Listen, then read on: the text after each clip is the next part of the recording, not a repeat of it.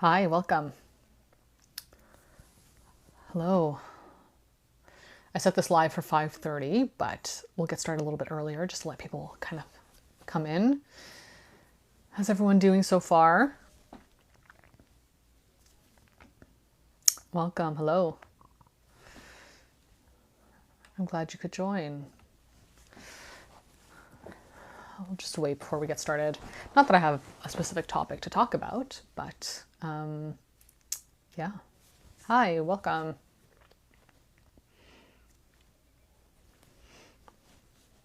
I hope the lighting is okay. I had to turn off the big overhead light. I was getting a little too overstimulated with that, so hello, welcome.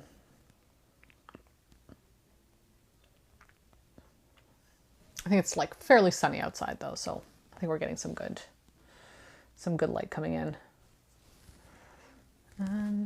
So for anyone who doesn't know, I'm going to start uploading these lives onto my YouTube channel. Some will be available to everyone, some will be for members only, but that's where I'm going to start storing them for anyone who wants to like rewatch them or see the replays of these. So if you don't know already, I have a YouTube channel. I post my podcast on there, and then I also post some of my my videos that I post on here. I post on there as well, and then I'll start posting these lives on there. So yeah, if you want to rewatch some of these, feel free to subscribe. Hello, welcome. Just wait a little bit longer, just for a few more people to roll in. I hope everyone's day's been going well so far. I hope you can hear me okay with this mic.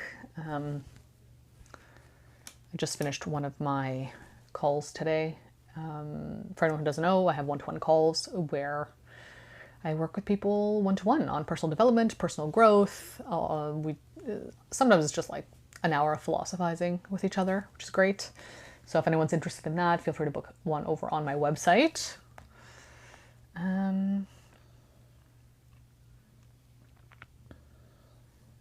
Also, for anyone who doesn't know, I have a Substack and I write a lot over there. And I'm very proud of it because I put a lot of effort into it. And I have a lot of tools and resources over there about the topics I talk about that go into more depth, are a little bit more creative. So if you're interested in that, feel free to go follow me there as well. I also have a fiction Substack, which is open to everyone if you want to go read some of my short fiction. I don't post as often over there because I kind of treat my fiction as like a fun creative endeavor, not so much like as rigid and strict as the other work I do. Although I am working on a novel right now, and that one I wake up I have a schedule like every other day. I write a few words towards my novel, 500 words typically towards my novel every other day. So I do have some rigidity around that, but the rest of my creative fiction writing is a bit more free flowing. But if you're interested, I have that newsletter as well if you want to subscribe to that.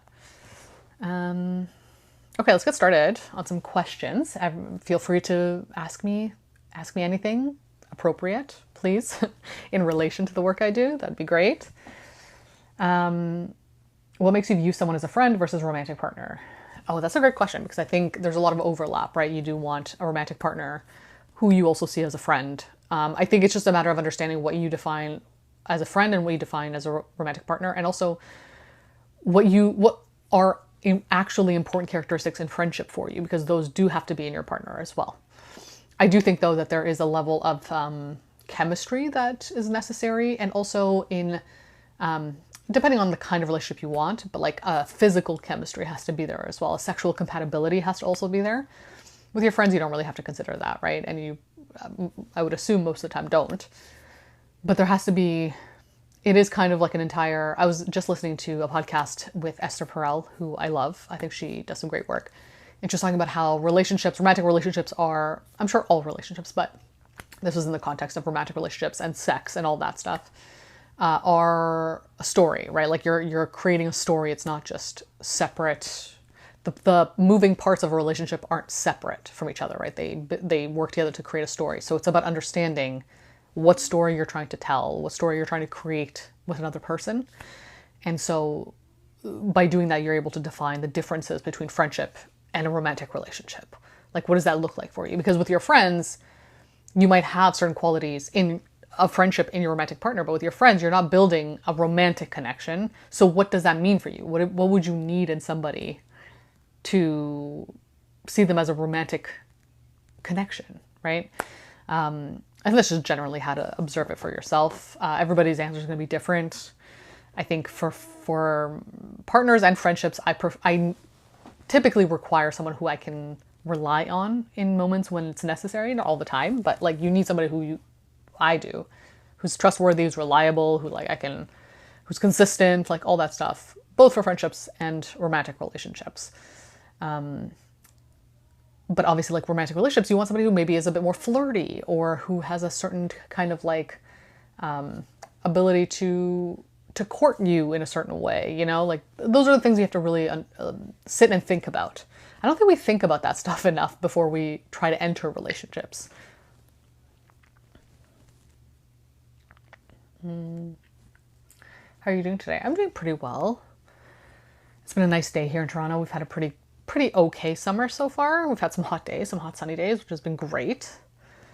So yeah, where are we at? Sorry if I take some time getting to your question. It's because the comments update all at once, and I try to answer all of them. So I'm gonna slowly work through them. I'm gonna try to make this live about an hour-ish, so hopefully I can get to everyone's questions. I love your podcast. They're getting me through my situationship. I love that. That's amazing. I've been there. I understand the feeling of it. So I'm glad I could offer some insights, some understanding, some clarity.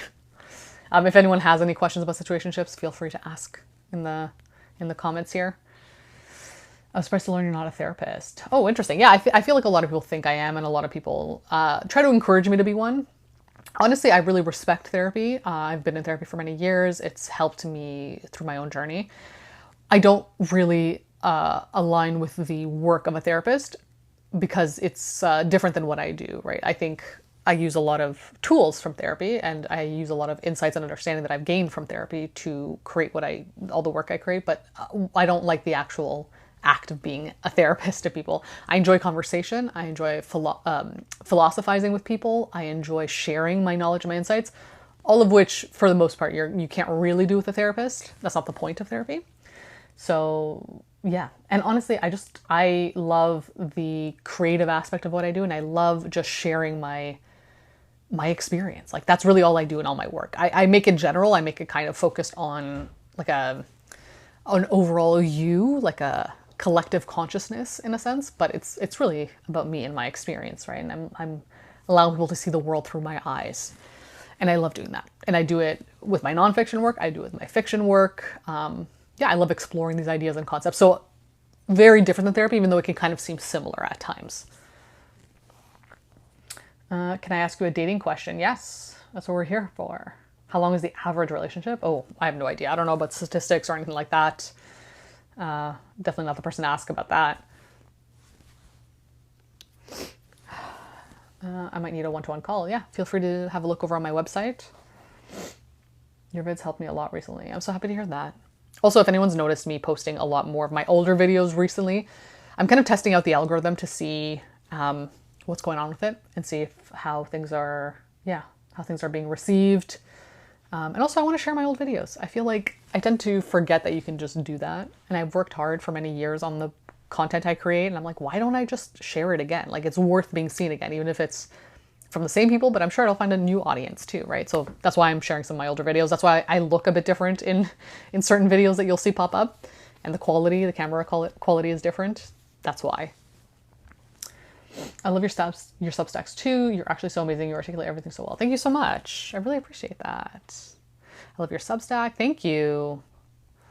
Yeah, I put a lot of work into my Substack. It's very much like a practice, like a writing practice and a practice in consistency and being very deliberate, because writing obviously is like a little bit harder, I think, than video creation, although I can't really say that because it is hard to also create videos and articulate yourself verbally as much as it is when you're writing. But yeah, it's different. It just works a different part of my brain.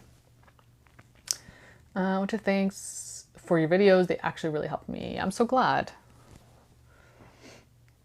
If you need a podcast social media manager, let's go. Okay, look, if it grows, I'd be open to it. Right now, I'm kind of okay managing everything by myself. I also tend to burn myself out, so maybe me saying that is gonna is gonna bite me later on, but we'll see. Part one, I have a guy, he keeps coming back. We have been on and off for 2 years, not a relationship. Okay. He met me IRL for the first time after 2 years, and he said he didn't feel a connection and didn't like our height difference. Do you think he will come back? He always comes back usually, but he has blocked me on a lot of stuff. I'm currently, sorry, these comments are all kind of like, where are we? I'm currently blaming myself and thinking it's because he thinks I'm ugly because he switched up so suddenly and I'm not over him. 2 years cannot be done just like that. Okay, I think obviously it's so frustrating to be in this situation, and I think it's easier to try and internalize this experience and to see it as something that you could have done differently or been better at. So like you thinking it's because you are a certain way. It's just you trying to find some sort of clarity or understanding in a situation that is not easily understood. This is a confusing situation with a confusing person. So it makes sense that you're confused. And so I think when we're in situations like that, we try to understand them. And when we try to understand them, what we do is we just look at ourselves. We're the only person we know. We are the only experience we have. So we look at that and internalize that and make that, we try to use that as a way to figure things out. So it makes sense that you think, oh, it's a me problem. It must have been something I've done. Realistically, it's probably a them problem, right? Like not to say that they're a bad person or they're wrong or they're not good enough. What I mean is somebody who behaves that way, who is kind of back and forth, 1 foot in, 1 foot out, like that's not something that has to do with you, and you could have been better and made them not be like that. That's a them thing. Like they're somebody who does that, who prefers those kinds of dynamics, who maybe are avoidant, or they don't see themselves in a relationship, or they have their own insecurities that prevents them from connecting with people in a healthier way.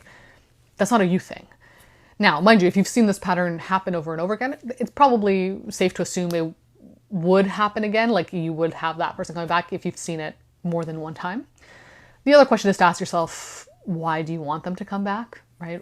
And is it more that you feel like there's a sunk cost fallacy here, where it's been 2 years and you can't let go of it because you think, well, 2 years is not nothing, so there has to be some sort of closure to this, or some sort of like, I have to get something more tangible out of it because it's been 2 years. But like, maybe that's all it was meant to be. Maybe it was just meant to be 2 years and for you to learn something in those 2 years, or you to experience something. And that's that. I do think a lot of us will stay in certain relationships or dynamics that don't serve us, but we're attached to them because of the idea of what we think success is. And oftentimes we see success as longevity, when I would argue that success does not always mean longevity. It doesn't always mean something's lasting forever. Sometimes success means it lasted for this however long, and I got what I needed to out of this experience for myself, to understand something about myself, and that's a success. Like that's successful. That's actually great. To make something successful does not mean it has to be forever. And if it's not forever, it doesn't mean you've lost something, or it doesn't mean you've failed at something. And I think when you see it as a failure, then of course it's going to be so hard for you to let go. But I think reframing it as, oh, this is actually exactly what needed to happen and how long it needed to happen for. And I've succeeded, like mission accomplished. And I think then you have to ask yourself, okay, what's the mission? What was the mission? Well, what if I could think of anything, what would be the point of this experience for me? What did I learn? What could I have learned? What do I need to work on?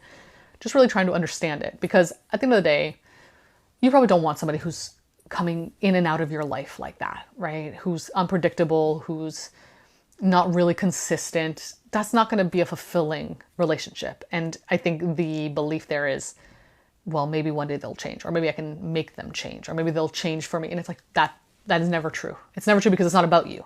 In the best way possible, it's not about you. It's about them.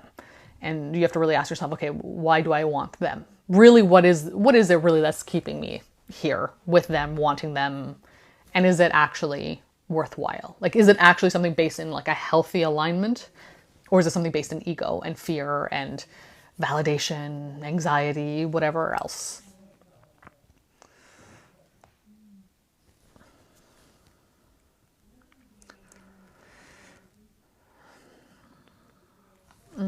Hi, Kat. So glad you're doing these regularly again. Hope you're good. Thanks. Yeah, I'm going to try to do these well, I'm not going to try, I'm setting them for every Wednesday at around 5:30 EST or EDT, Eastern time.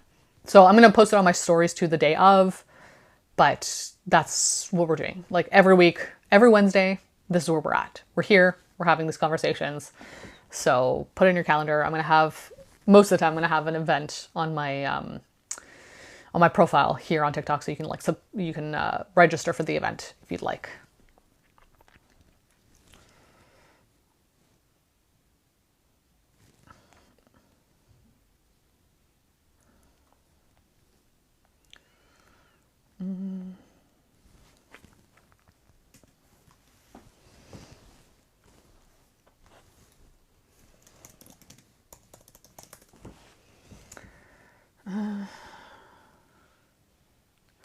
A guy asked me on 2 dates, but hasn't planned a third, and it's been a week. Should I initiate plans? It depends, right? It depends on the kind of dynamic you want. It depends on how you feel about doing that. Does it feel out of character for you? Is it something that you would be comfortable doing in the future? I don't think it's right or wrong to do that. I think checking in and saying, maybe instigating a conversation or kind of like, I don't want to say pushing, but like, kind of slowly, nudging them to making a third date could be helpful. But yeah, it depends on, why not, right? Like no matter what, you're going to learn something. I think the key always is to make sure that you're staying in tune and aligned with who you are in your most natural, authentic state. If you start acting out of character because you're trying to force something to work, you're going to do something, you're going to act a certain way, and that'll be now what you have to maintain or be consistent with. And that might not be who you actually are. So I think with that being said, of course, you can do something different and learn something about that experience too. Like nothing is right or wrong here. So yeah, try it out, see how it works. You'll get the information you need one way or another. Things will align how they need to, whether you force it or not. But I think it's more about checking in with yourself and saying, do I want to initiate plans? Like, is that coming from an authentic place, or is that coming from a place of, I want to like somehow force a date to happen or make it happen, even though maybe it's just not flowing? Do you know what I mean? Like if you weren't the one to initiate, would it still happen? And how would you feel about that?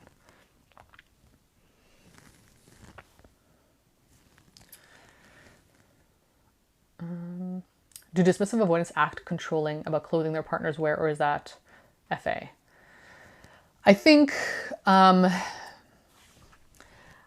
can't say what it's most related to, right? Because I think there's also different aspects of a personality that would want that, right? There could be a level of narcissism there. There could be just deep insecurity, and that can be related to FAs. It could be related to people who are anxiously attached too.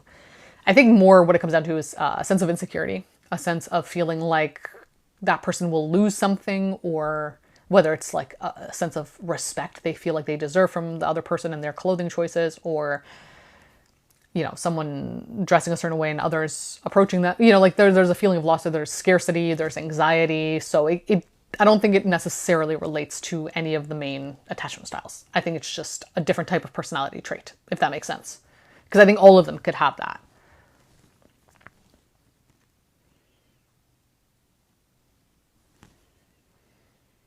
Hi, please. How does one know the difference between internalized fear and intuition? That's a great question.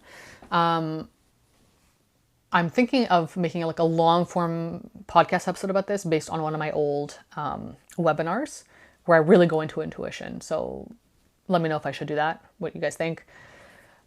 Intuition is, all of this is from my own experience, of course, the things I've had to learn and understand. I consider myself a very intuitive person. My intuition is very present within me. And it's always been such a useful and helpful tool. And while I've ignored it many times throughout my life, anytime I've listened to it, it's always been right. And anytime I've ignored it and I look back and I'm like, oh yeah, my intuition was telling me not to do this. So I think intuition is very subtle, and it's very subtle, but it's very to the point and straightforward. It's not panicked. It's not loud.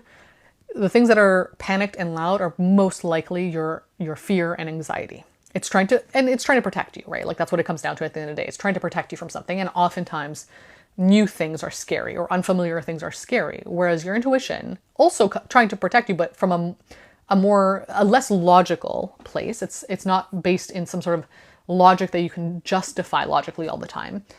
Oftentimes, even when you're in a new situation, your intuition will come in and say, hey, yes, this is right. But because it's unfamiliar, your anxiety might freak out. Your fear might come up and say, this is new and it's scary. So like, do not do this, danger, and you hear the alarms going off. That to me is not intuition. The alarm, the fear, the panic, that's not intuition. Sure, in moments where it's like danger, threat, of course, right? Like when it's like a more biological thing. Sure. Even in those moments, I would argue that there are instances where your body also knows intuitively, don't do that. No, this is not right. It doesn't always have to be loud, even in those moments, right? A great book to read for anyone who hasn't is The Gift of Fear. I read that a couple of years ago. It's fantastic. It also goes into this as well, more in terms of like protection, like actual safety, and how we all have this gift of fear that is very like a deep inner wisdom.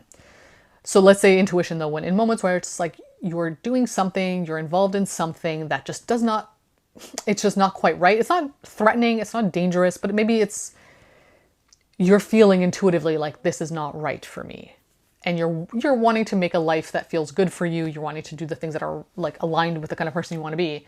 Your intuition will most likely be subtle and straightforward. It's either a yes or a no. And you'll feel it. And oftentimes we might ignore it because we don't want to hear that. Maybe we do want this thing to work. Maybe logically, it makes sense for this thing to work. But intuitively, your body's like, no. Your inner wisdom's no. And we might ignore it because you're like, well, no, but if it's like, but it's not that bad. Or maybe it's kind of good. If it's a no, it's a no. And I know there's, how can you trust something that there's no logical backing to it? There's no justification to it. And that's the point, right? Like you have to trust it, even though it doesn't have like a logical explanation all the time. It's just an inner wisdom. It's telling you something that deep down you know to be true based on certain pieces of information you're gathering subconsciously even. You might not be consciously aware of these pieces of information that you're gathering, but your subconscious is there. It's seeing things that you might not be consciously seeing. So if it's a no or a yes, straightforward, to the point, not loud, it's not screaming at you, it's not trying to like scare you away from something, I would say that's probably your intuition. But of course, always test this out, play around with it. I've had to do that throughout my own life. That's how I've strengthened my intuitions, how I've strengthened my self-trust. Lean into the things when you feel something as like a distinctive yes, okay, follow it. Or a distinctive no, follow it. See where it takes you. And then the more evidence you gather to prove that, okay, yes, this is intuitive. My inner self knew that this was not right for me, or that it was right for me, even though it was scary, even though it was uncomfortable. The more you do that, the more you show that to yourself, the more you trust yourself, and then you trust your intuition moving forward. And then you can just flow with life and do things based on intuitive guidance. Obviously, logic is important too, right? We're not trying to completely disregard that, but less panic, right? Less fear and anxiety holding you back in the same place or leading you to things that are just familiar patterns, but like aren't healthy for you or good for you. Where are you from? I'm from Canada. Struggling with the morality of making money. I have a past career in healthcare and now in real estate. It's the relationship with money is so tricky, and yes, makes sense.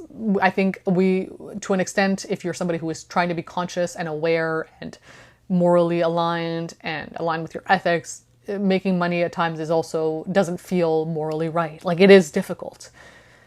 And you're not alone in that experience. And it is frustrating that we have to be in that and feel that way about just surviving, right? It makes us feel like our survival is contingent on somebody else's suffering or struggle.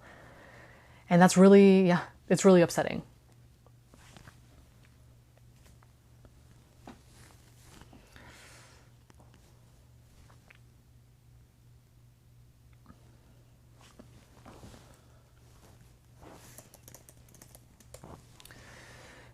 Can it ever feel overwhelming doing what you do? Oh, yeah. Yeah. I mean, I think the longer I do it, the less overwhelming it feels because you get more used to it. But in the early stages, it was very overwhelming to just like a public figure, technically, you know, like being seen and perceived and comments and like DMs, like it was a lot. But I think, and you also get like kind of weirdos sometimes will message you things and you're just like, I don't have the energy for this.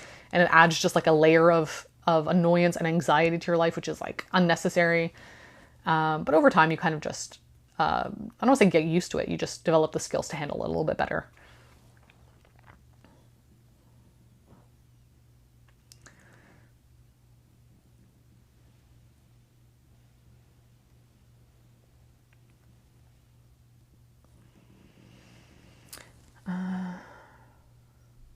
I used to be a hardworking someone, but then one time I became someone who had no desire for anything. What should I do? Everyone says they miss the old me, but I don't even recognize the old me.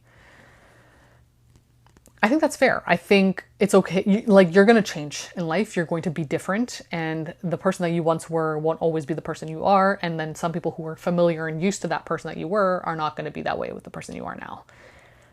And that is part of life. It really just depends on how you feel about this, right? How you feel about this change. Is it aligned with you?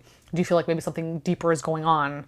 Maybe something with your physical health or your, mental health, whatever. Or is it just like, this is the progression of life? This is what feels the most authentic to me right now. Like, I think that matters more. It's obviously not easy.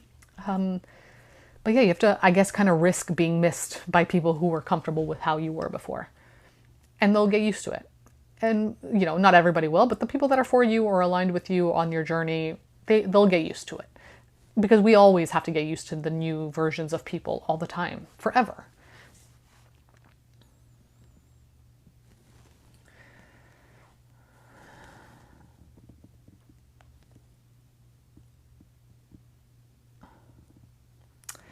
I feel angry all the time with the current things in the world, and I've been paralyzed for over a year now. I can start creating because I feel like, I can't start creating because I feel like, the world's ending anyway. I can't go out due to anxiety. I feel stupid because I'm supposed to help now as an adult. Yeah. The life feels especially chaotic and hectic and overwhelming now. And I think it's because we're also seeing it all, right? Like, we're very present and aware of it. It was easier when, probably decades ago, you could be blissfully ignorant to many things unless they were like a severe issue. But now we're seeing everything, and it's not great, and it's not healthy for us. But I will say, if there's any reason to start creating, is to bring some levity and lightness and joy to the world. You know what I mean? Like, it doesn't dampening your ability to do that, to create something born from a place of joy and play and all that, is not going to do any. It's actually doing a disservice to the world. It's not. We need that, like, from everybody, as much as we can do it, right? Like, not everybody has the ability or the privilege to do it, but like, if you can, it's good. It's not bad. Like, it's not a bad thing. It's not like you're disregarding the things that are happening in the world. It's actually you're adding something better to it. For yourself, even, because it'll probably be good for you, but also to the world around you. Like, I think some of the best art is obviously created in times of crisis because it allows us to understand and see and experience things and process them in a different way.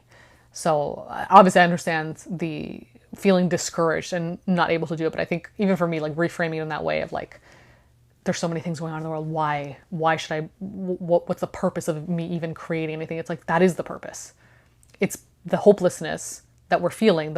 That's the reason to start creating things or doing things. Obviously, it's hard if you struggle with depression, anxiety, like anything else, of course, right? So I'm not saying like just get up and start doing, but like if you're looking for a reason, like, that's the reason. Don't fall victim to the hopelessness, which obviously easier said than done. I've gone through my own spirals with it, but yeah, that's the only way I've been able to kind of work out of it. And it doesn't feel good to be in it. Like, it kind of feels good in a sense where you feel almost righteous for being in this like hopelessness, because you're like, well, I should suffer along with everyone, and we all suffer in our own ways, of course, and there's people who suffer way more, and it's awful, but it doesn't do anyone any good to add yourself to that mix unnecessarily. Do you know what I mean? If you could be a source of light, be that source of light. Like, that is then your purpose or your ability to add something beneficial, if that makes sense. Do you know what I mean? Not to put it all on your shoulders, but I hope that like made sense.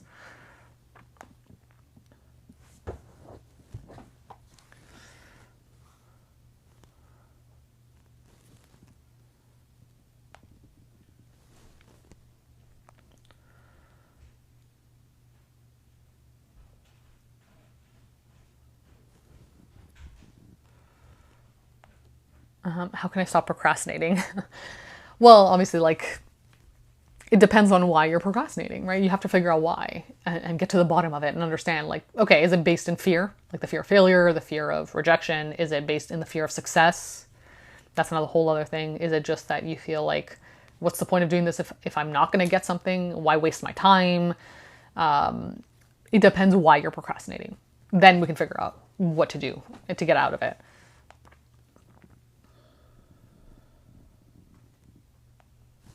So first you have to really ask yourself and be honest. Why are you procrastinating? And you do have the answer. You know what it is.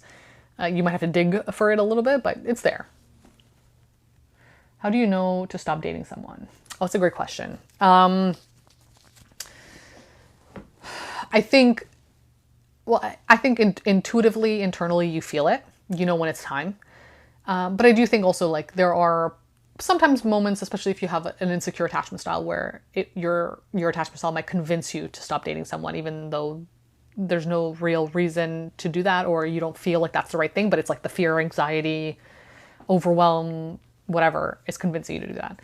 I think it's really important to really consider all the aspects of the kind of relationship you want, and if this person is meeting them or can meet them. If they, I don't want to say to lean too much on potential, but if you can see that in a person and that they are able to do it, that's important. But if you have already experienced, okay, they're not meeting me in these ways where I need to be met for the kind of relationship I want, right? Because it's not selfish to want that. This is the life you want to cultivate for yourself. And they might be wanting a different life. And that's okay. Like everybody's different. And you might not merge in that sense. So understanding what you want in a relationship, and if that person's meeting those needs, if they're not, okay, if they're not, are they capable of it? And you might already know based on what you're seeing. Obviously everyone's capable of change and all that, but like maybe so far what you're seeing, the way they navigate life, the way they've built their life, there's no possible way for them to be able to do the thing that you want them to do or be the kind of person that you need in a relationship. And you have to really be honest with yourself. And it's hard. It's very difficult. It's actually more painful, I think, to end relationships where there's no like real awful bad reason to end it, right? Like it's so much easier when someone's like a bad person, you can just justify it then. But if someone's just not aligned with you, it's so much harder. But you have to be really honest with yourself and prove to yourself that you're willing to do the difficult thing to cultivate the kind of life you want, right? And that also means saying yes or no to a certain kind of partner. It's hard. It's really hard. And obviously you don't want to let go of someone because you're like, but what if, right? What if it does work? If I would say you could say that about anything, right? Like what if anything, but are you feeling fulfilled right now? Are you feeling satisfied right now? If you're not, would you be comfortable living like this forever potentially? Or is the only reason you're willing to stay because maybe it'll be different or better? That's not enough to bank your life on. You know, it's not fair to you, it's not kind to you, and it's not kind to them because you're holding them back from finding someone who's more aligned with them. So yeah, that's my answer to that. Have you ever thought of doing audiobooks? I like listening to your voice. Thank you. I've been getting that comment a lot lately. Maybe I'll like reach out to some companies and be like, do you want me to read your books for you? Great. I never thought I had a great voice, I'll be honest. So it's great to hear. How to deal with the fear of being used in friendships. Oh, that's really interesting. I think the first place to start is really to be honest with yourself about how willing you are to let yourself be used. And I don't mean that as like a judgment on you or anything, or to say it's all your fault, but I mean, people pleasers, if that's how you identify, because I think those are the people that are most likely to get used in relationships of any kind. We're willing to allow ourselves to be used because we want to be kind and caring, but we overdo it sometimes. And I speak from experience, right? We overdo, we overcare, we overgive, and it's coming from a good place, but that obviously leads to us then being taken advantage of, and then makes us resentful and angry and then scared to get back into new friendships or into relationships because we don't have our boundaries set. So you have to be really honest with yourself about how willing you are to not have boundaries, to like let yourself be kind of taken advantage of by people because you want to be useful and kind and whatever. But really, you have to define what kindness actually looks like for you and what that actually means. Because being easily available, easily convenient, whatever to people is not always kindness. Sometimes it is, right? Depending on the circumstances. But to do it just like that because that's just what you think you should do, it's not. Because then you're also making them look at you as a crutch. And now they're not developing because you're being a crutch. Right? These dynamics form and we don't even realize it until we're in it. And we're like, wait a minute. Like I've established something where this person leans on me now because they can't lean on themselves. So I think really understanding what your boundaries are, what you consider to be kindness, and learning what it means to say no to a person, right? Like how that feels for you. Sometimes it's really scary, and that's why it's really hard for us to do that. But if you can build that trust in yourself to say, okay, I trust myself to uphold my boundaries. I trust myself to say no. I trust myself to not be convenient all the time if it goes against my own needs. Obviously, friendship relationships are born from a place of inconveniencing ourselves for each other, of course. But all the time, and when it is really detrimental to you, is not healthy. That's actually not going to build a strong relationship. So I think understanding what those look like for you will make it easier for you to enter friendships and not feel scared of being used because you're like, okay, I'm not going to be used. Someone might try to, sure, of course. But I know my boundaries. I'm willing to set them, even though it's scary. I'm willing to say no. And I understand what kindness is. And them wanting all these things from me, whatever, is not going to be kind for me to do for them. It's going to lead to me being resentful, which is not a kind thing. It's going to lead them to feeling like I'm their crutch, which isn't good for them, So like really getting clear on that stuff. I've had to learn that the hard way. I've had to work on that a lot.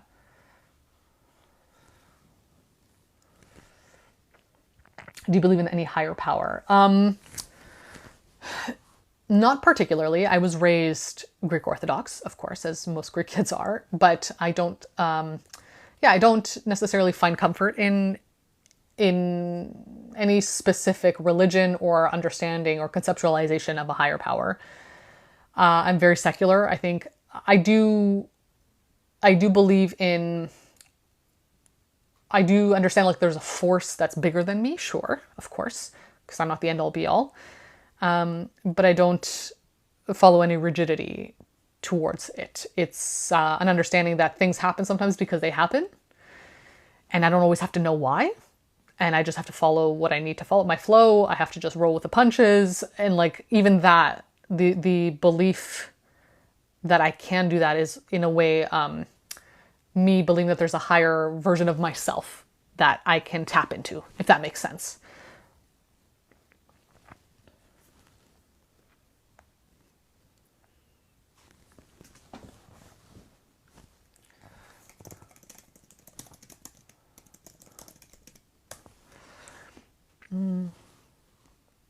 I tend to find my sense of security in people, my partner, and get super anxious. When can I do...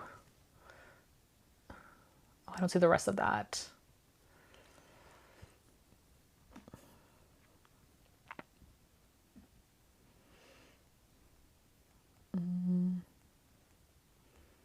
It's so frustrating that these comments can't be a little bit longer because then I can't like keep up and catch all the remainder of the comment.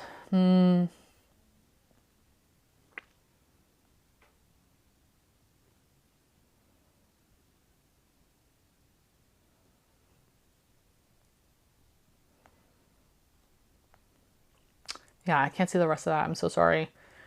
If you could rewrite it, that would be great.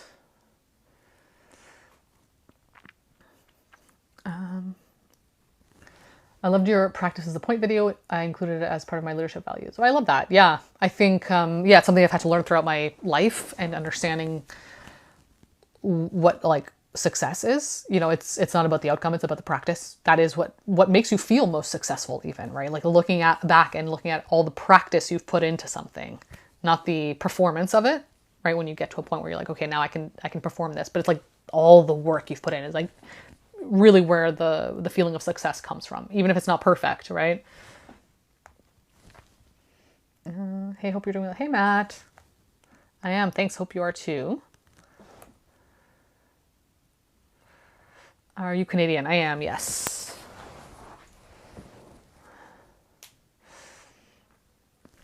Is self-sabotage always from trauma, or can it come from something else? No, I don't think it's from trauma necessarily. I think it's just a protective mechanism in the way we have to protect ourselves from life, right? Like life is scary. Life is always threatening us in some way. We're always having to navigate situations that are scary and can lead to our demise, whatever that means for you. And I think self-sabotage is just a way to protect us from the fear of that, but through success, right? Because success has its own aspects of fear and anxiety and threat and danger and all that stuff, just as much as failure does. It just depends on how you see success. So like maybe, it could also be the way you were raised. So it might be related to trauma of your childhood, but just maybe the way you were just brought up. Like there's the mentality around success in your upbringing. Might not have been traumatic, so it's just more like this is what you believe to be true about success. Success means you can't relate to the people in your life anymore, so you have to keep yourself where you are so that you don't feel isolated or alone. Or success means you think you're too good for people, so you don't want to feel that way. You don't want to feel self-righteous, so you keep yourself small. It just really depends on what the definition is of self-sabotage, or rather success, and then how self-sabotage protects you from that or keeps you safe or whatever. So I don't think it necessarily has to be from trauma. Obviously, I'm not a specialist in trauma.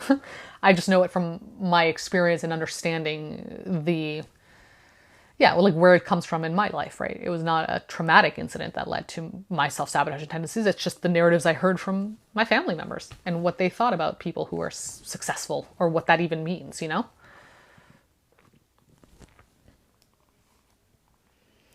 what ways can we deal with people who don't support who we are or what we strive to be? My first instinct is to say you don't deal with them.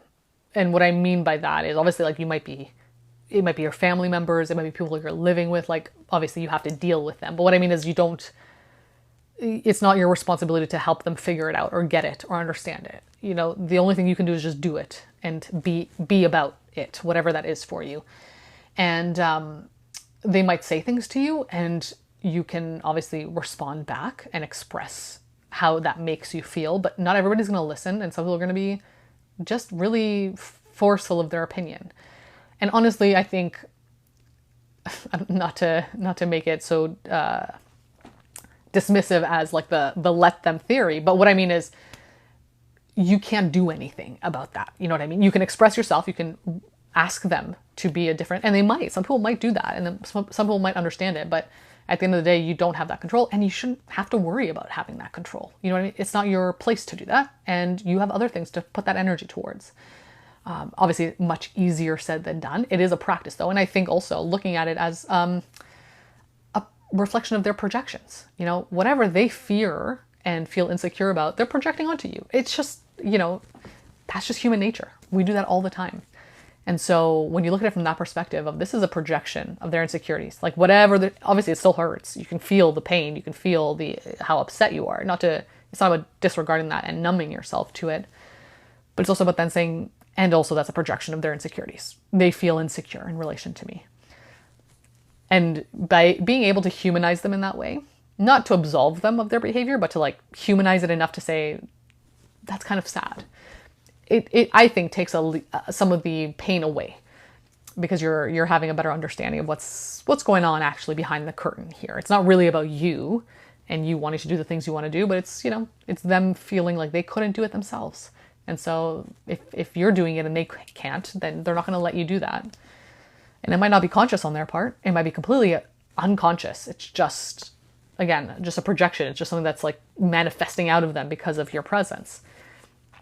And that's not your thing to worry about. Obviously, so much easier said than done. It's so much harder to be in the presence of people like that.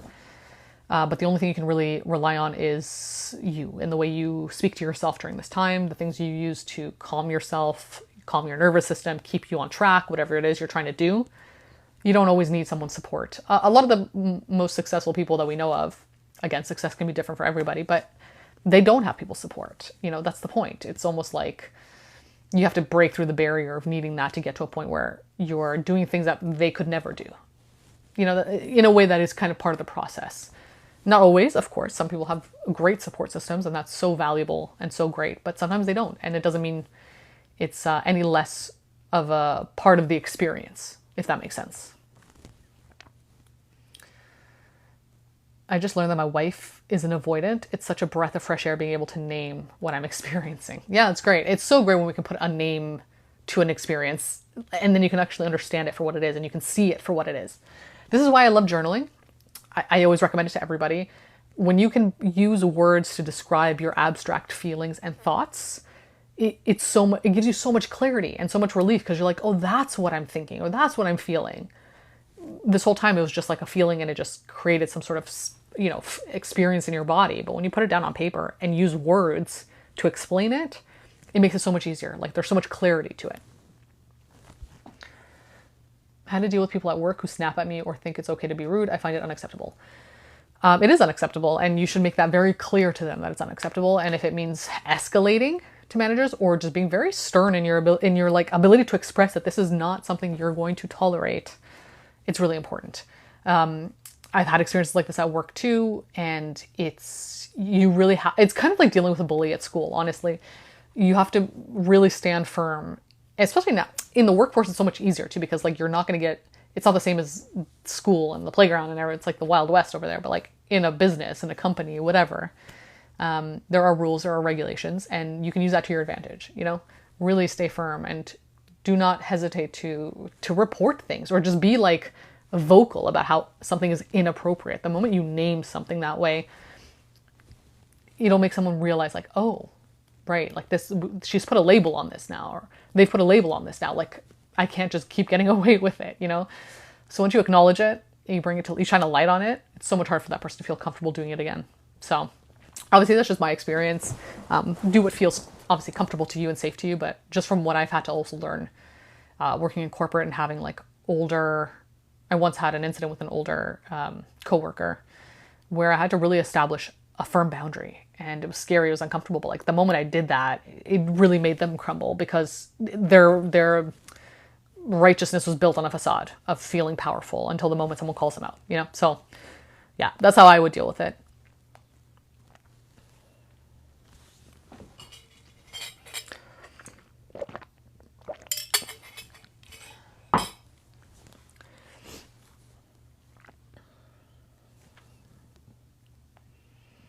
Do you think Andrew Tate is bad for men?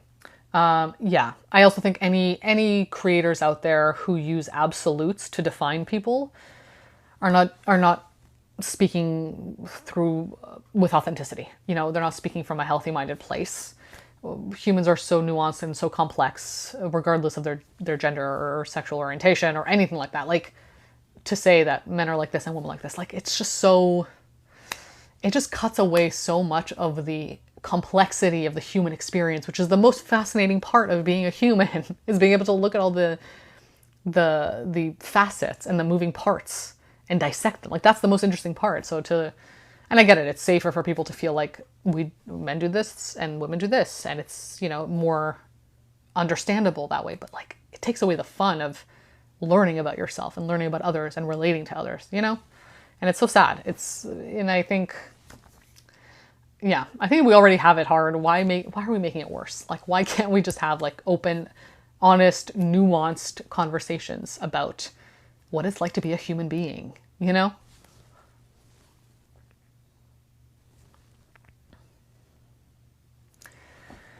I'm currently so desperate for human connection. How can you deal with loneliness? Yeah, that's painful. And I think, the first answer obviously is to try and find connection in some way, right? So like going out, being out and about, being around people, being like engaging in conversation with even a stranger, honestly, like it does do something to your brain to be able to do that.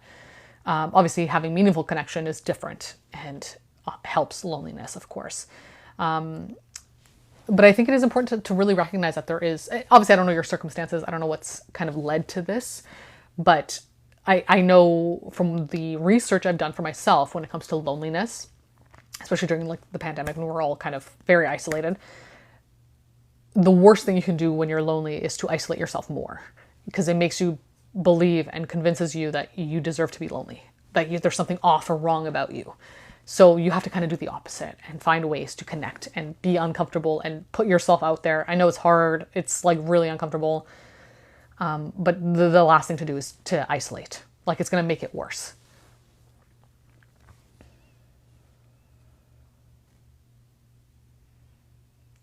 Can you talk about how to get along with my wife without playing games now? This is the avoidant wife. It depends, right? Because like, it depends on how willing she is to work through her avoidant attachment. Like, there's no way to do it where the conscious awareness and decision to change or to work on it is, you have to do that. Like, there's no way around that. So it really depends on how willing she is to do that.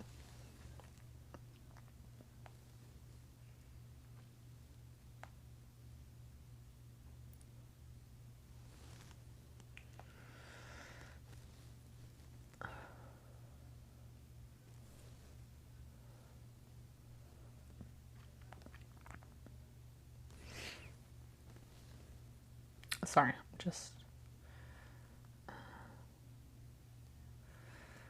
I'm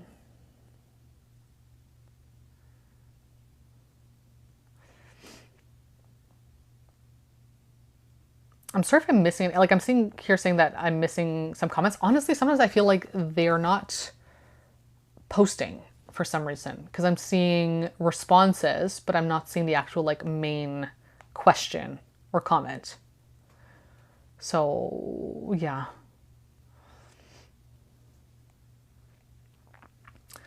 Do you believe that you should just know or be sure that you love someone?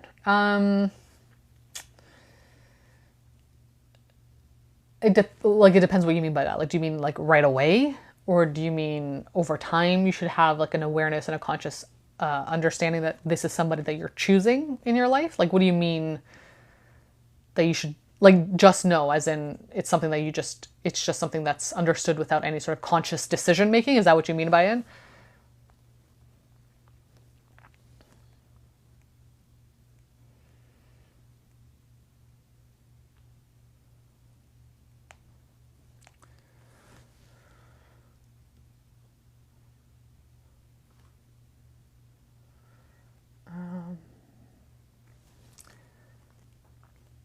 Yeah, sorry. Some of the comments look like they're just like half of a question or half of a comment, and I'm not able to like see all of it together. So I'm sorry if I'm not answering everything, but feel free to write it again, like, because I'm going through all of them. I stood up to my sister, told her to stop bullying me, but now I feel yuck. How do I emotionally...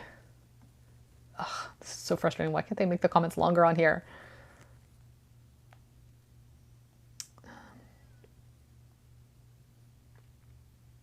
Regulate. Okay, how do I emotionally regulate? Honestly, you have to be really proud of yourself for standing up to someone. Like, you have to really internalize that feeling of pride, and like treating yourself the way your inner child needs you to be treating her right now, or them. Your inner child is probably the one that's scared, that feels emotionally dysregulated. Turn to them, speak to them the way they need to be spoken to and comforted right now. Like, be proud of yourself for standing up for yourself. Like, you showed up for yourself. That's amazing. Like, not everyone can do that, and it's very scary to do that. And you've just proven to yourself that you can trust yourself, that you have your back. You have to ride out the feelings of emotional dysregulation, but like, you're turning the wheels towards feeling more self-trust and knowing that you're there for yourself. So like, be proud of that. You're doing the work. Like, that is the work, and it's uncomfortable and it's painful, but you did it, and it's really hard to do that. So be proud of yourself. Tell yourself that you're proud of yourself. What can I do to build security within me? Keep your promises to yourself. Don't stay in situations or circumstances that are uncomfortable or not aligned for you. Not uncomfortable, because sometimes discomfort is good, but like, not aligned with you, even if they're uncomfortable or comfortable. Say no to things that are just not aligned for you. Trust your intuition. Listen to your intuition. Get clear on what is happening internally. What else? Push through the resistance that you're experiencing towards certain things. Sit in the discomfort of that resistance. Understand that the discomfort is sometimes the point of things. Not unnecessary suffering, but discomfort. That's how growth happens. They're growing pains. They hurt. The more you do that, the more you'll feel secure within yourself. Knowing that you'll take yourself out of circumstances that aren't good for you. Practicing health in all aspects. Physical, emotional, mental, spiritual, whatever that is for you. Practice that. yeah, be reliable to yourself, be consistent with yourself, like all the things that you would need to trust somebody else, that you would feel secure with a parent even, you'd have to do those things for you.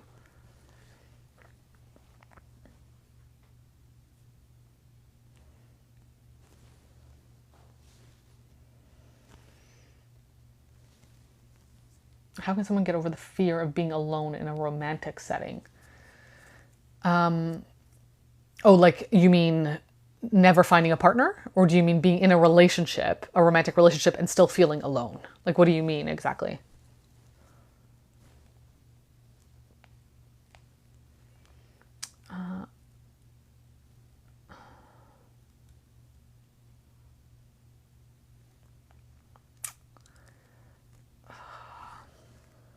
And then after college, I felt distance with her. See, I'm like only seeing part of these comments, and I don't know if she still wants to be friends with me. I'm thinking of kind of people pleasing her.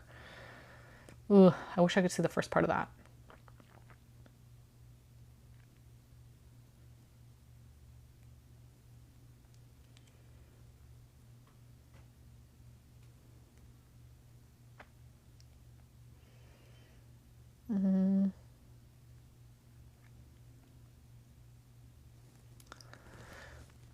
Hey, love today's episode. Thank you. This is the podcast episode if you aren't following me on there.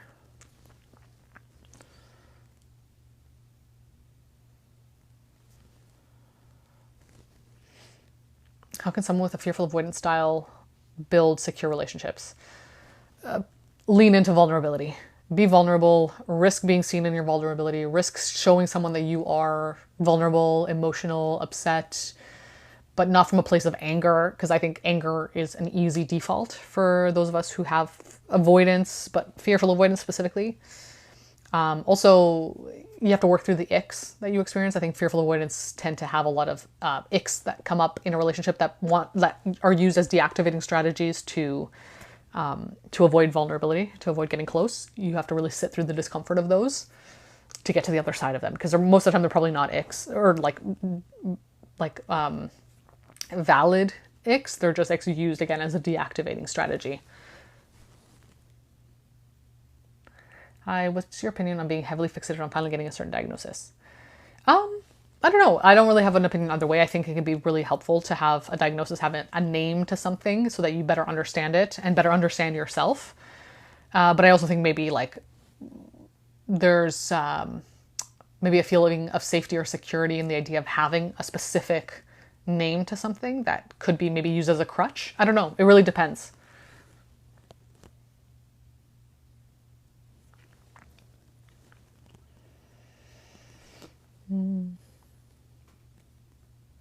Thank you for all the kind comments.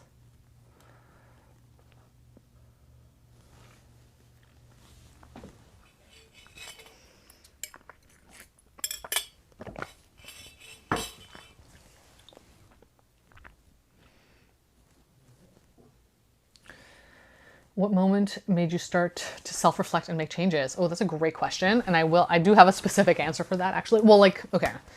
I've been journaling my entire life. I've been reflecting on myself throughout all of my young adulthood because I've always felt very self-reflective and I understood there was a lot going on internally. So I've been journaling for a very long time. But the moment and for a long time, I also understood like, okay, there are certain beliefs, narratives I have that I don't quite align with. Like I always felt that. The thing that really triggered me to go to therapy and start was when I agreed to move overseas with my partner at the time and felt so much emotional dysregulation with that decision and learning in retrospect, but probably I knew at the time too, and I think that's why I went to therapy, but learning that I was doing it out of what felt like obligation or felt like people pleasing, you know what I mean? And not because I actually wanted to, but because I was like, oh, I have to do this. Like, I don't get to choose my own life. I have to follow my partner because for a long time, that's what I was conditioned to believe about partnership and relationships. And so when I agreed to that, and I did it, and it was an experience, and it was an interesting experience. I'm in a way, on the one hand, glad I did it, but at the same time, I knew it wasn't aligned with me. But doing it or agreeing to do it really triggered me to be like, okay, Kat, you have to figure this out. You have to make some really strong hard decisions and awarenesses and really like understand what's happening here internally. And so, yeah, that was in 2018 and the rest is history. And I learned that there was a lot going on beneath the surface that I obviously couldn't have believed or understood at the time. But yeah, now I'm very glad that happened. And I think I started therapy at exactly the right time. Like it needed to be that time. Any earlier, I don't think I would have had enough to really dig into because I hadn't had enough of an understanding that there was something going on. Like I knew there were things going on, but like not enough to really to sit and talk about with a therapist or dive into, you know? So it happened exactly as it needed to, when it needed to. I truly believe that that's kind of how life works out a lot of the time. Things happen as they need to, when they need to. You don't always have control and you shouldn't. Sometimes you just have to be taken along for the ride. Your TikTok on discomfort was very inspiring. Thank you for posting it. You're welcome. I'm glad that was helpful. What's your favorite book? I honestly don't really like the idea of favorites because things change for me all the time. I grow. I find new things that I enjoy. My recent favorite book that I read was also because some of your favorite books don't get published until years down the line, and then you find them and you're like, oh, this is the book. But my recent favorite book has been Mother Thing by Ainsley Hogarth. She's another Toronto-based writer, and it's really good. It's horror, but it's also psychological. But if you like, I don't read a lot of horror, but it's not really about horror. It's more about like family dynamics, relationship dynamics with like a horror element to it. It's really great. I always recommend it to anyone.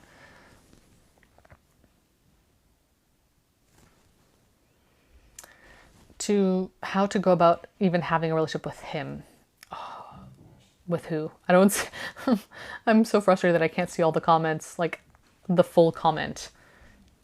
I don't know if maybe like TikTok blocks some of them for whatever reason. I don't know. But I'm not seeing all of it. If you want to repost that'd be great. Like if you have to ask yourself if you're in love with a partner or are you in love? Oh, okay, I see what you mean. I think it depends on how long you've been together. I think over a certain amount of time, if you have to ask, yeah, you probably might not be in love. But also it's about understanding what love means to you. What does it mean to you to be in love? Is your definition of being in love matching what it might actually feel like to you? Because what it might feel like to you might not be how you're defining it right now. So you're looking to fulfill the definition of it, but maybe you are experiencing it, but the definition of it is different for you. So you know what I mean? There could be a disconnect there. So it depends on what you mean by that. But yeah, if it's aligned with your definition of it and you're not feeling it understanding why, right? Like what would it mean for you to be in love with someone? What would it take for you to fall in love with someone? What does that look like for you? If you're not feeling it after a year, maybe, like that is significant. I would even say after 6 months, right? I think 6 months is for me at least, the amount of time that it takes to like really get to know someone enough to know if you love them. But after that point, it's like if you haven't felt it yet or you don't see it, maybe you don't see yourself even on that page in that book, you know, then that's something to consider. I think with someone recently that I was seeing, you realize that like, okay, I'm not feeling it and maybe I don't think I'll ever feel it because there's certain qualities, characteristics, dynamic things happening here that aren't going to fulfill what I need for it to look like for me. Does that make sense? And you can kind of sense that and you have an understanding and awareness of it. Sometimes you have to go through it to know it after a while, but sometimes you can have a bit of like, you can predict it because you see it. You see what it looks like, what it's going to look like, you know? Are you based in the US? No, I'm in Canada.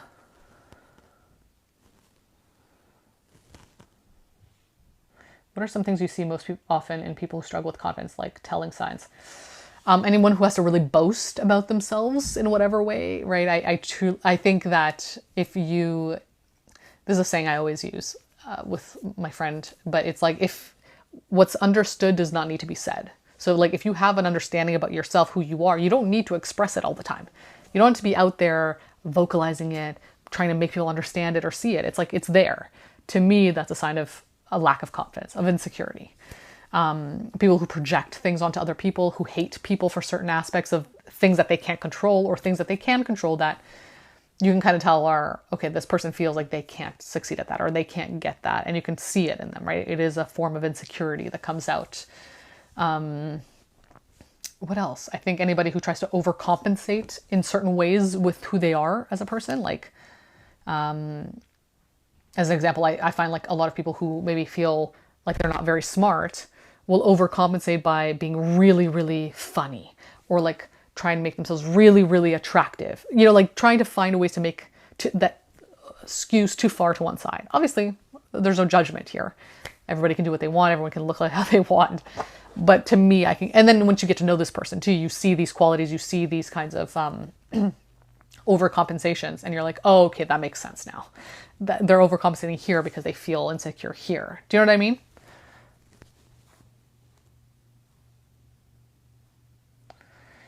I can't get over a guy I only dated for 4 months. Yeah, I think that's a kind of like a canon event. And I think really what it comes down to is the potential, right? Like the loss of potential. Like you saw something happening here. There was probably an element of excitement in that dynamic. The kind of 1 foot in, 1 foot out, the random texts here that it kind of inspired, like it triggered dopamine in you. Waiting for a text, responding, like all that stuff is very exciting. It's very fun. And that can only exist within that time frame. That cannot exist forever unless you're perpetually in this situationship dynamic. That's the only way it can exist forever, but like that's not fulfilling, because most of the time what you want is for it to progress. But you can't, it's like, it's a catch-22 kind of, right? You can't have that and also have a long-term relationship that's healthy, because that can't exist in a healthy relationship. Like you can't have both. So you're sacrificing something. But yeah, it makes sense. I think it's really common. I think a lot of people struggle with that. Is it normal after a breakup for an avoidant to go into isolation? No normal activity in apps like they used to do. Yeah, I think it can be normal for that to happen. I think more commonly with avoidance. I think with fearful avoidance, it's more common that they go immediately into dating again. They go right back out there. They're ready to go. But yes, I do think that avoidance can also trigger isolation, shutting down, avoiding, right? And avoiding can look different for everybody. But like, yeah, that could be a form of avoidance.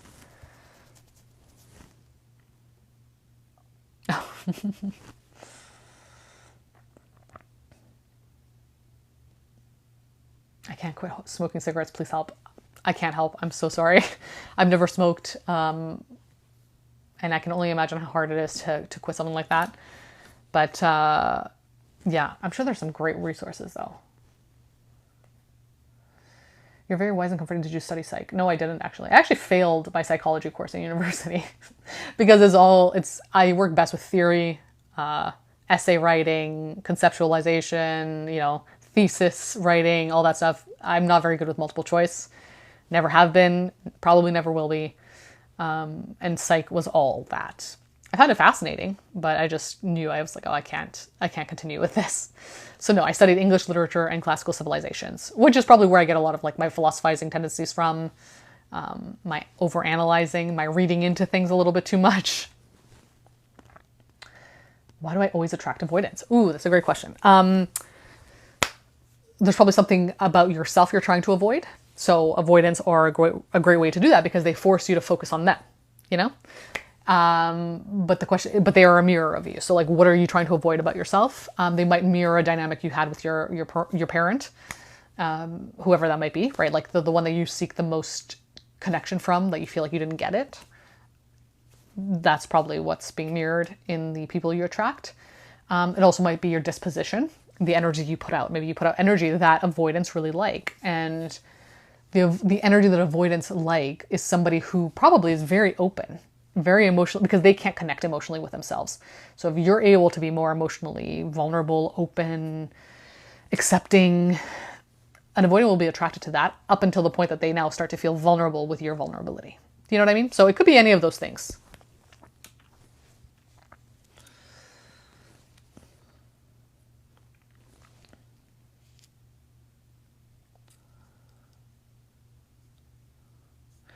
Is it like okay there to be as an art in Canada? Do you have artist friends and know their experience? Because I want to move to Canada because my parents are there, benefits of healthcare and all that. I don't know. I don't know much of the art scene, to be honest. My creative work is very isolated, I'll be honest. I don't have that many artist friends. I want to make more artist friends in Canada, in Toronto. But yeah, I mean, there is an art scene here in the city, of course, right? Like, there are a lot of galleries and yeah, contemporary art galleries, old art, like whatever. There's a lot of that, of course. And the more you go to like central downtown, even the West End, yes, there's a big like art community, of course.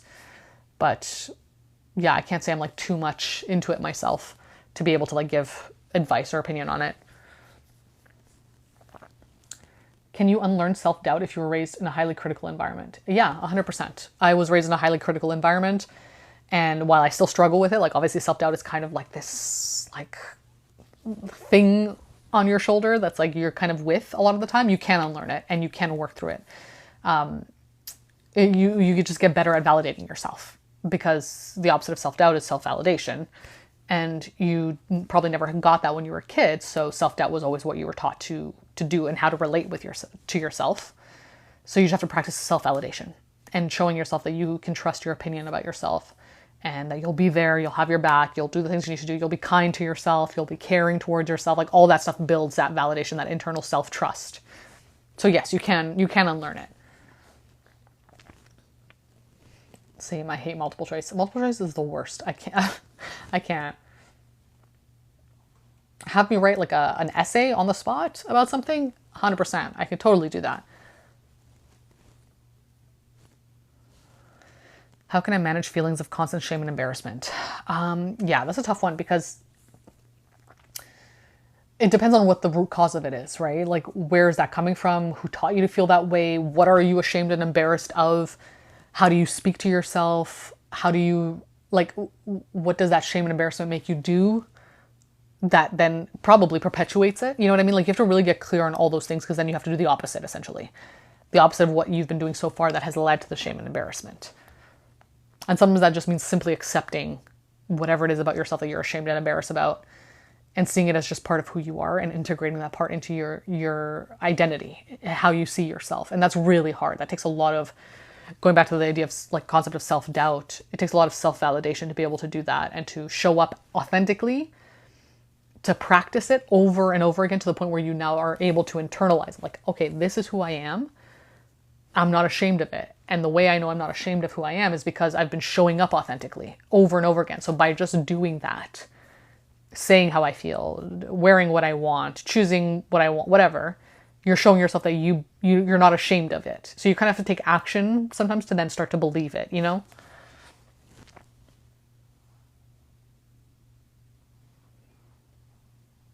I'm in Australia, 31, like it, but feel stuck, not moving, people at home getting engaged in kids. Yeah, I get that. It is hard to watch people like live life and do it at a pace that might not be your pacing. It might not even be what you want. And yet you're watching them do it and you're like, oh, maybe I should be doing it now. Or maybe I should be doing that. And it might not be what you want. And that's okay. But I do think that the feeling of being stuck is something to think about a little bit more than worrying about what other people are doing. Like, that feeling of stuckness can be related to so many other things. And it might be something you have to work on internally or figure out, like, okay, what can I do right now to get out of this feeling? Toronto's so sick for artists. Yeah, I'm sure. Yeah, we do have a great, I love the Toronto scene, the downtown scene. I know a lot of people like hate on Toronto and the vibes. I get it. But no, I love the West End. I love the East End. I love just like there's so many different neighborhoods and cultures, and just like, it's great. So yeah, if you're an artist, I think Toronto would be great. How do I go about fixing executive dysfunction? Oh, that's tricky, right? Because it could be related to neurodivergence. I know a lot of people with ADHD struggle with executive dysfunction, and the only way for that to work is really medication. But obviously, like, it really depends on you, what you know to be true about yourself. What is your executive dysfunction stemming from? Like, is it something that requires medication, or is it something that you know, like, okay, it's just me having to step up and do the things I don't want to do? Like, that's different. And that's its own, like, that needs its own kind of work to be done, if that makes sense. What's the danger of tying your identity to your productivity? I would say probably the biggest danger is that a day will come where you can't be as productive as you want to be, whether it's because you suffer an illness or some sort of accident or just age, you know? And if you're always tying your identity to your productivity, one day you won't be able to be productive. And you won't be able to be, and also understanding like what am I producing, right? Like what am I being productive for? What is the purpose and intention behind my productivity? Because sometimes we can mindlessly be productive because it feels like we're doing something. But when you can't do anymore, then who are you and what is your purpose now? You know? And I think a lot of people lose their sense of self because of that, because something happens where they can't produce. They can't be the version of themselves that they see themselves as based on productivity, you know?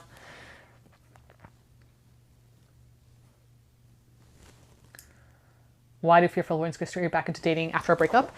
Because they don't want to face the discomfort and pain of the breakup. It's easier for them to avoid but with that being said, they end up having to deal with that at some point. It'll come up in some way.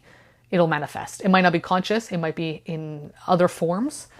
It does happen, but like they don't want to actively, consciously process it. They don't want to actually feel the emotions of the breakup. So if you see them go right into a relationship right after breaking up, most of the time, if they're a fearful avoidant, I can't speak like generally with anybody who does this, but like if they're a fearful avoidant, like if you think about it, right?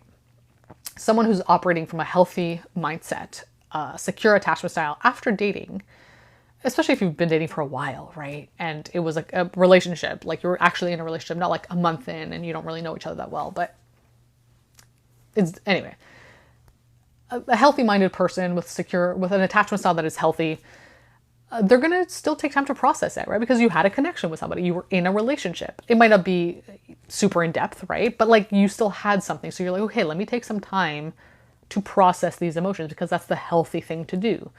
It's going to save me pain and suffering later on. Let me just do it now and work through this and honor the relationship, whatever, right? Like, so when you see someone who like dives headfirst into a new relationship after like dating someone for a while, it is questionable because it's like, okay, what are you trying to avoid, right? What feelings do you not want to process and sit with? Because they are there. There's no way, unless you're completely emotionally numb throughout the entire relationship, there's no way there aren't any feelings to process.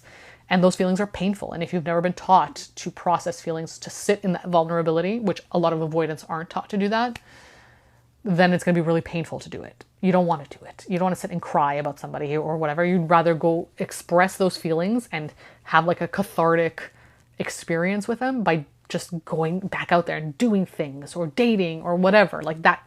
But it's not the same, right? Like it's different. And it does, the way those feelings are processed are done in a way that is like kind of a roundabout way. It's like you try to bypass it, but it manifests in other ways. It could be like through addiction or through like chaotic behavior or dating or whatever. Like the feelings have to come out some way, one way or another, but it's just not processed in a healthy way, if that makes sense.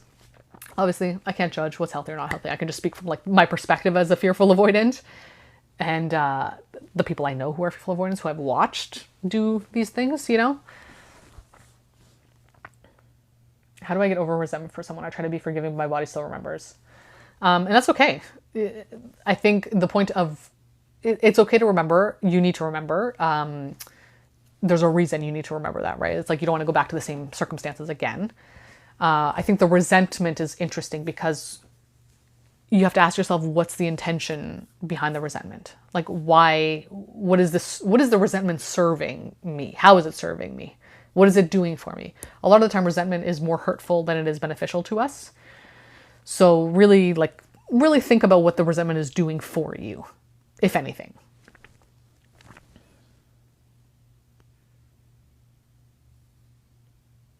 Hi, do you have apps or tips to follow a schedule? I have a big exam and sometimes I fall behind. Honestly, throughout my entire university career, I just use the calendar in my laptop, my MacBook. I time block. If I need to remember something, it goes in the calendar. I still do it to this day because it works really well for me. But like if I need to remember something and I worry I'll forget it, it goes into the calendar. It doesn't matter. Like I'm going to put a block in the calendar so that I can look at it and see, okay, I have to do this thing today. Like today is the day I do this thing. And you can shift it around, of course, like, but if it's important, if it needs to be remembered, it goes into the calendar. That's what works best for me. All right, I think I'm going to end this live here. My voice is getting a little bit raspy. You can probably hear that from all the talking. But thanks for joining, everyone. Save your questions. We're going to do this again next week. What time we're going to do it next week? Probably around the same time. But I'll create an event and I'll post it in my stories and stuff. Same time next week. Save your questions or tips. Save them. And